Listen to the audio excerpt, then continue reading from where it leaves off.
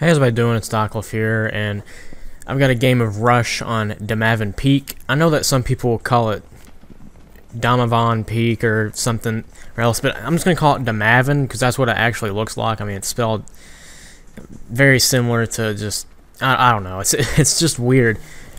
It's kind of weird how they throw around that inside of video games. I mean, I don't know how we get focused on maps and how it just changes from time to time, like the pronunciation of maps.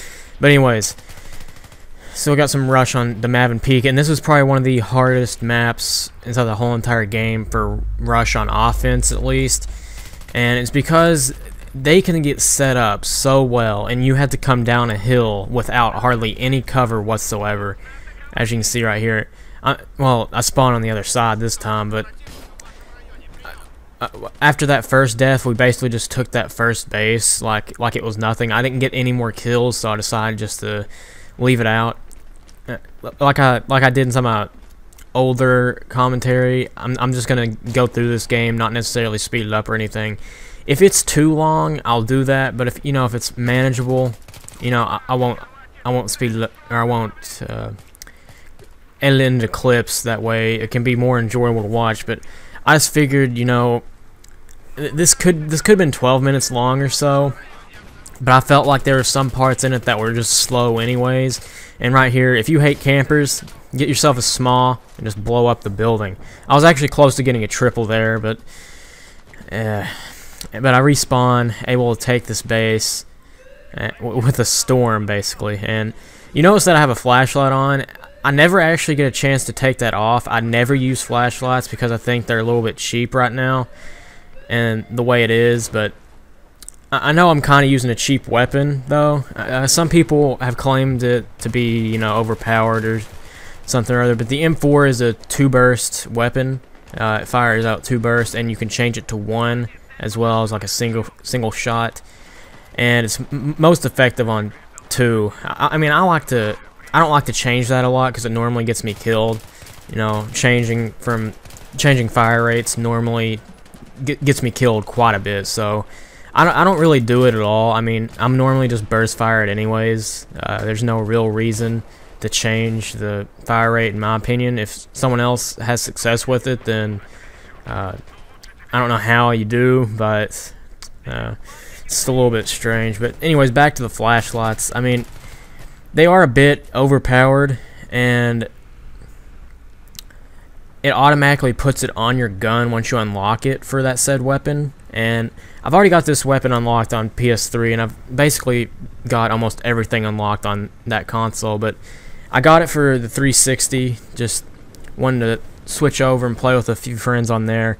So, I mean, if you have Battlefield 3 on either console, feel free to add me and try to get into a game. It's not going to be often that I even play. I mean, I'm normally only on for maybe 1 hour sessions at a time anymore, so it's kind of hard inside that aspect. And right here in game, I'm trying to parachute in. I'm going to try to take the B-bomb, and somehow my team, I don't know if my team was just good or the other team was just bad, but because I'm by myself, I'm not with a squad, or well, I am with a squad, but I'm not with any friends that I actually know. But anyways, I go in to arm this, and then I'm kind of mad that no one else is around because I know that A is getting ready to go off, and this guy just sneaks up behind me and stabs me. But then I respawn on a sniper who's up here, which is sort of convenient, I guess. But he probably shouldn't even be up here because there's really no way he's going to be able to snipe anyone from up there to down here. That's insane range. So, I mean, yeah, don't try that at home. Well, you get what I mean. But anyways, I go back in here. This guy's not even in sight, so I'm just going to assume he's dead, and then I'm just going to arm it again. So, I don't know. I sort of play with like a head-on type style, and sometimes it rewards me, and sometimes it doesn't. So, and right here, it sort of rewarded me because I was able to get it and then push up and cut these 2 guys off. And I don't know where this guy exactly went, but he eventually just popped back up. I was going to try to throw a nade at him, but apparently I already threw it. So, And right here was just like a weird moment because they both tried to like defuse it at the last second, and I just like cut them off.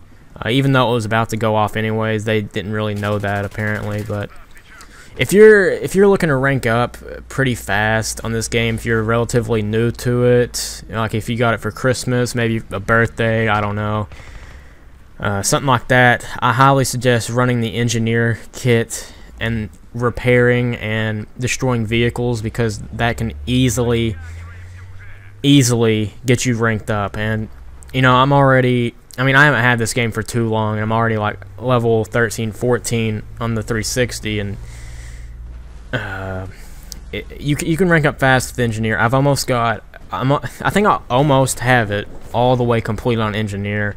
I'm still working on some of the contracts that you get, or whatever they're called, to get the back to Karkin weapons.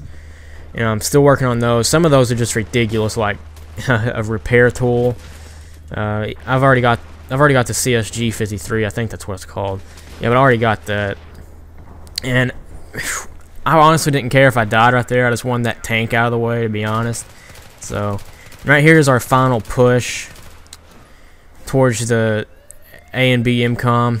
I guess we already set A, and I mean, it just happened so quick. I really couldn't give any tips out on this map yet, simply because I don't know the skill level of either team. So once I know for a fact, like if I struggle at this point, or you know, I don't want to say this is going to be like the average game that you get, you know, getting perfect teammates and everything, but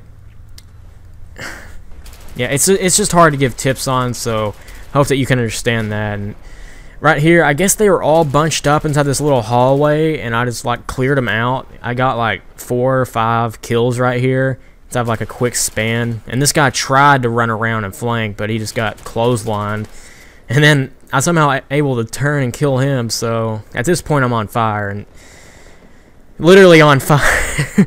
As you can see, I literally walked past it and started losing health. That was a bit funny, but I see a tank coming up here, and I'm just gonna stay still for a while because I didn't want it to come up and kill me. So I was just like being a bit anxious and waiting on it, and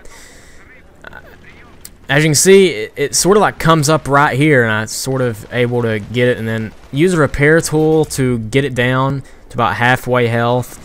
So I did about half damage on it, and the T90 across the way did about half damage on it, so we were able to get it disabled and destroyed. And that's basically going to be the game with the repair at the end. So, and if you want to see any more of my Battlefield 3 videos, I have an annotation on the screen below to click it. So I hope you guys have enjoyed, and always have a nice day.